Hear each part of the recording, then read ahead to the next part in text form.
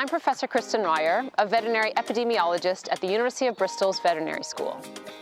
I'm leading a research team at the University of Bristol as part of Arwain DGC, an ambitious project connecting industry experts, researchers, farmers, and veterinarians to lead the way in responsible antimicrobial use in Wales.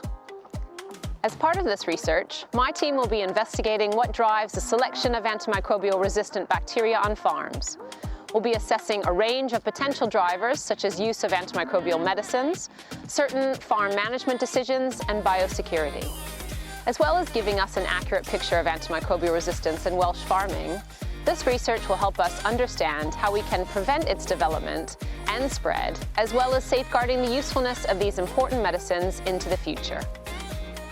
Alongside the other Arwain DGC project partners, this work will put cutting-edge information about AMR in the hands of Welsh farmers and help make them leaders in responsible use of antimicrobials in farming.